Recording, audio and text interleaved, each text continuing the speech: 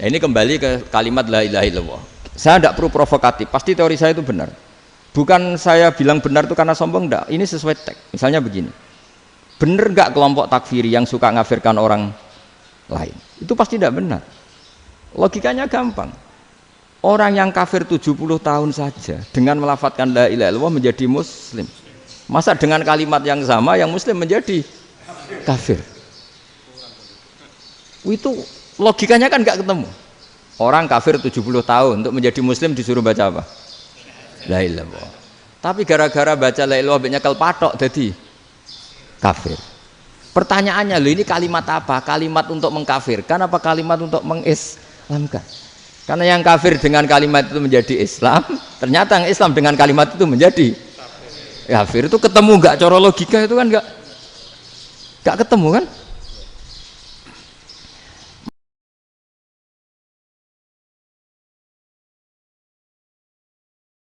Dulu sahabat ya gitu, sahabat itu ada yang nggak kenal wajahnya Nabi sama sekali sampai akhir hayatnya. Ketika ditanya, lo kamu itu sahabat kok nggak tahu wajahnya Nabi? Saya tidak pernah berani memandang Nabi karena ijlalan Nabi, terlalu menghormati saya sehingga tidak berani memandang wajahnya. Ada sahabat yang penggawaannya dulu wajah Nabi sampai bisa nyifati alfiu faminunil hajib, sampai bisa nyifati detail karena dulu wajah Nabi itu ibadah. Ada seorang wali ditanya, kalau kamu di surga ingin nggak melihat Allah? Enggak. Loh, tapi semua orang ingin melihat Allah. Unazzihu dzalikal jamal an-nadzari misli. Ben gak elek-elek Allah tak delok terima aku. Wong ra jelas. Berarti kok delok pangeran. Banyak. Jadi justru tapi karena saking takzimnya. Enggak lah, mosok sak aku kok. Makanya saya berkali-kali cerita. Menurut kesepakatan ulama, soft awal itu paling baik. Tapi banyak juga wali yang kalau sholat itu di belakang. Koyok paling bener yang kok ngarep gitu. Lu bayangkan misalnya kamu semangat di soft awal nih masjid haram, jebule sholatnya salah. Itu dari malaikat gayane kok ngarep, jebule ra roh. Itu kan di sini-sini wong. Jebule bodoh gitu. Gayane kok ngarep jebule. Coba orang kalau sowan Mbah Mun yang berani di depan itu kan ya ketuanya atau jubirnya kan. Yang merasa ndak pati pinter-pinter kan mesti di pojokan. Artinya sudut pandang seperti itu ya sah saja, apa? Sah saja. Makanya banyak sahabat yang jarang sowan Nabi, alasannya takut ganggu Nabi. Banyak yang sering sowan Nabi, alasannya seneng Nabi. Yang sowan ya seneng Nabi, yang enggak sowan alasannya seneng. Lu Nabi itu tokoh, punya keluarga, punya anak. Kalau saya sering sowan berarti sering ganggu. Yang sering sowan dia alasan ini khazanah kita harus istifadah. Jadi zaman dulu dia biasa dua sahabat, yang satu milih mahabbah itu milih sering sowan, yang satu juga mahabbah milih tidak sering. Karena pertanyaannya bisa dibalik kan, sering sowan apa sering ganggu coba. Nabi Abedar, assalamualaikum. Nabi nimang cucunya, assalamualaikum. Ayo bener yang sowan apa bener yang enggak kalau seperti itu. Akhirnya terus diatur sedemikian rupa oleh Quran. Walau annahum sabaru hatta takhruja ilaihim lakana khairal lahum. Jadi sahabat kalau mau sowan Nabi ya nunggu di Sufah. Kalau Nabi keluar berarti milik publik, sekali masuk ke dalam tidak ada sahabat yang berani sowan. Itu la tadkhulu buyutan nabi illa ayyudzana lakum. Kalau soal sampai masuk dalam harus nunggu dipanggil. Karena sekali Nabi masuk dalam itu milik privat keluarga, milik istrinya, milik cucunya, milik keluarganya. Jadi Nabi sekali keluar ke ruang itu berarti milik publik. Itu terus jalan tengah. Karena kalau langsung masuk, bayangkan saya itu sering menyaksikan. Mbah Mun habis ngaji 2,5 jam ngaji Jalalain. Baru masuk, assalamualaikum. Padahal yai mungkin mau ke kamar mandi, mau ini itu. Jadi dulu itu Quran sangat modern. Sebelum ada dokter ngatur tamu, rektor ngatur tamu itu Islam sudah modern. Dia kan nggak fair kan? Misalnya saya ke Unisma harus janjian pakai ini. Terus kalau misalnya kesini selonang-selonang kan lucu kan, mentang-mentang kiai terus juga sowan-sowanan selonang-selonang. Padahal kalau kita mau ke mereka pakai protokol. Sering tidak fair dunia ini, tapi karena aku kiai ra oleh gelo ya sudah. Akhirnya saya memutuskan gak gampang kemana-mana karena itu. Saya sering didatangi ajudannya menteri, Gus mau ada tamu dari Jakarta tanggal ini, mesti saya bilang, mereka milih tanggal yang mereka kosong. Kok tidak mikir apa saya pas itu kosong? Tak jawab enggak lah, sebelum diatur bahasanya dan tawaduknya. Gitu. Akhirnya dibalik, datang lagi, Gus jam jenengan kosong apa kita menyesuaikan. Lah aku lagi di akhlak kata saya. Itu baru punya akhlak katanya. Bukan masalah ini, bukan masalah gengsi ya. Saya sendiri itu dolan ke alumni itu jarang karena ya takut. Kiai kan yang nganggur jam 09.00 nganggur, jam 10 nganggur. Bisa saja alumni itu kerja di pabrik, bisa saja yang latihan ekonomi di pasar. Sehingga kalau saya datang jam 9, iki kiai sing nilai santri ini, apa kiai sing ganggu santri. Nah karena orang ini melakukan rutin gak kok berpikir, pokoknya ngono jenenge silaturahim. Mau nyerah kok berpikir, padahal kalau diangen-angen ini kiai yang nilai santri ini, apa kiai yang ganggu santri ini karena datang di jam kerja.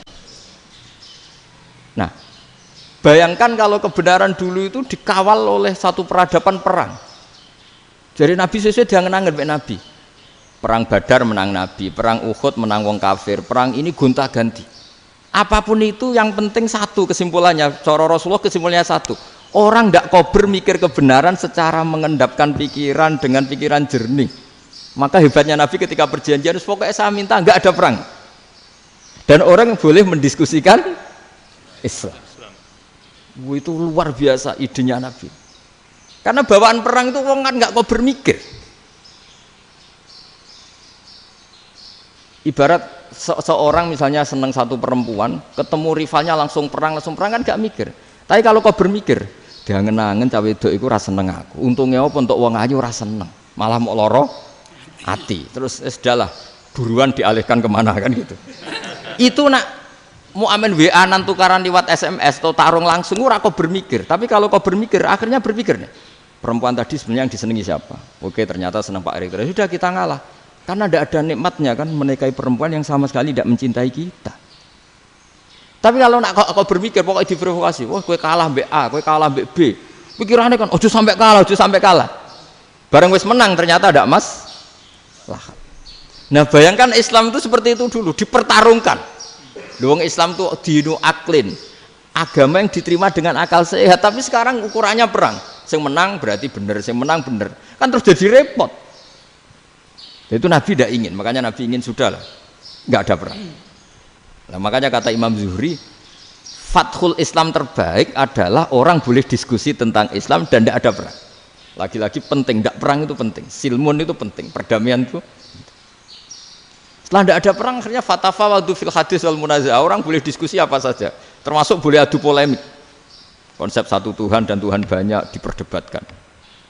Akhirnya Nabi secara rileks bisa menjelaskan. Muhammad, urusan kita banyak. Kalau Tuhannya satu tidak cukup, Tuhan harus banyak untuk menyelesaikan berbagai urusan. Ada Tuhan bagi rektorat, bagi macam-macam kan. Ada Tuhan untuk ngurusi utang, ngurusi BPKB, macam-macam. Terus kata Rasulullah, enak saja Nabi jawabnya. Ya kalau kamu punya majikan banyak, perintahnya beda-beda. Kamu mangkel enggak, bingung enggak? Ya susah mat. Kalau majikannya banyak, perintahnya beda-beda, kita jadi repot. Seneng mana? Seneng majikan satu. Ya sudah Tuhanmu itu majikan kamu. Kalau Tuhannya banyak, perintahnya macam-macam, kamu yang repot. Akhirnya sudah mat Tuhannya satu aja. Nah, itu ya barokahnya diskusi tadi, barokahnya enggak perang. Daraballahu mathalan rajulan fihi syuraka'u mutasyakisuna wa rajulan salamal lirajul hal yastawiyani masalah. Terus alhamdulillah. Jadi orang yang paling kafir pun saat itu taslim. Nah, ini kembali ke kalimat la ilaha illallah. Saya tidak perlu provokatif, pasti teori saya itu benar. Bukan saya bilang benar itu karena sombong, enggak. Ini sesuai teks. Misalnya begini, benar enggak kelompok takfiri yang suka ngafirkan orang lain? Itu pasti tidak benar. Logikanya gampang. Orang yang kafir 70 tahun saja dengan melafadzkan la ilaha illallah menjadi muslim. Masa dengan kalimat yang sama yang muslim menjadi kafir? Itu logikanya kan nggak ketemu. Orang kafir 70 tahun untuk menjadi muslim disuruh baca apa? La ilaha illallah. Tapi gara-gara baca la ilaha illallah nyekel patok jadi kafir. Pertanyaannya, loh ini kalimat apa? Kalimat untuk mengkafirkan apa kalimat untuk mengislamkan?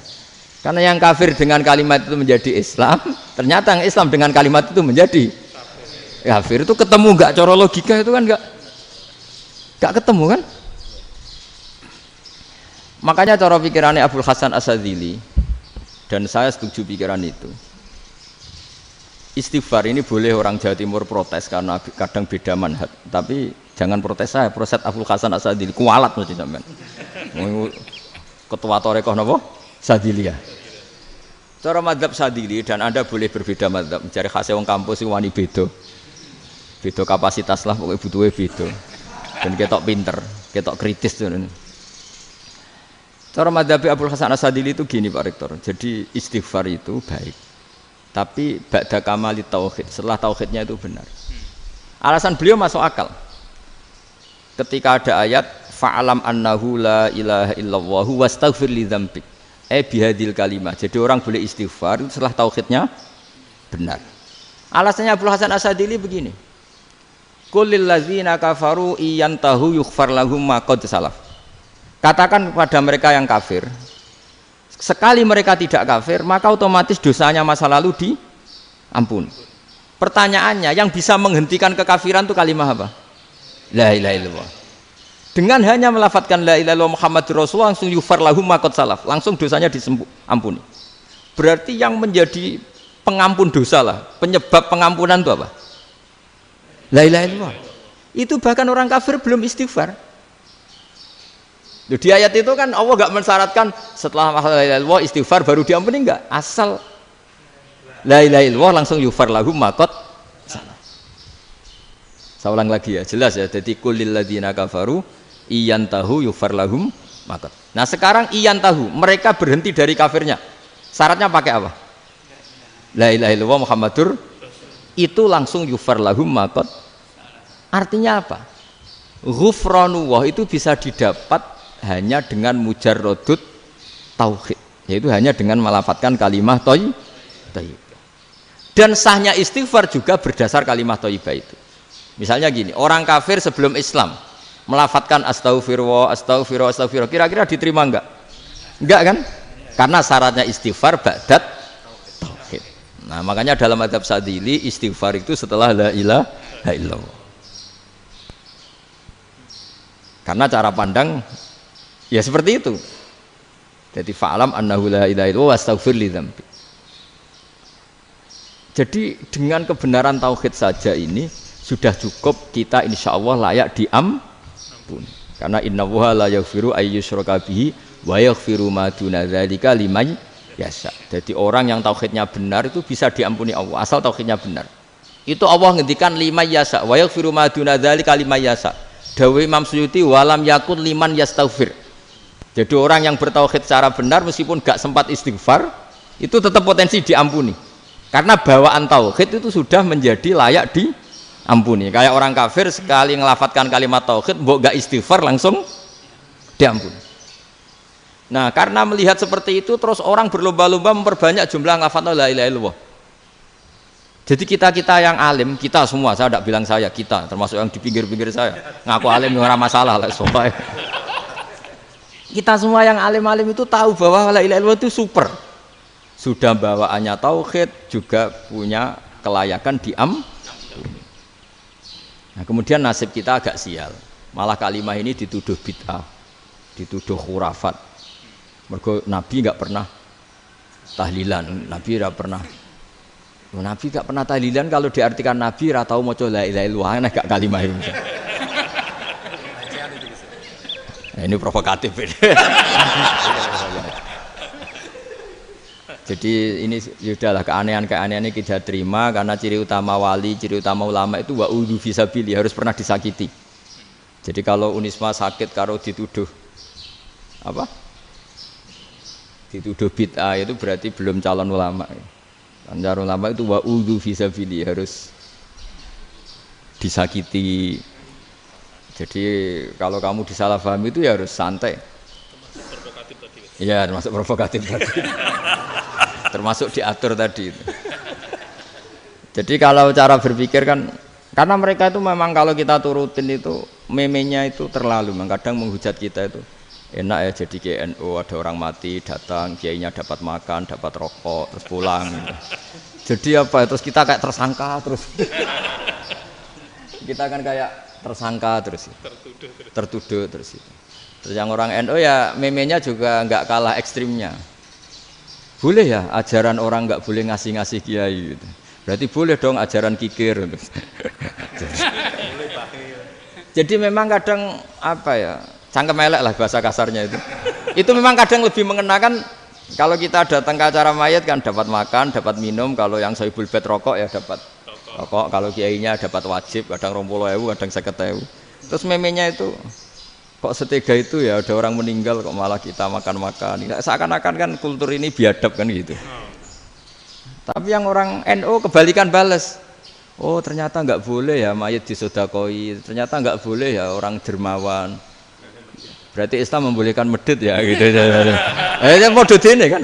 Tak angen-angen itu luwih mandi timbang takbir ya kan. Karena ini kan memicu emosi kan.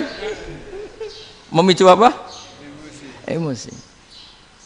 Nah, tapi saya kalau disuruh bela mana itu tidak ada yang saya bela. Ya seorang sudah lah kalau mau nganggur saja sudah itu. Ya tapi itu memang apa ya? Itu khazanah Islam. Ada yang kritik, ada yang enggak. Ya itu memang khazanah. Ya biasa aja kalau saya biasa.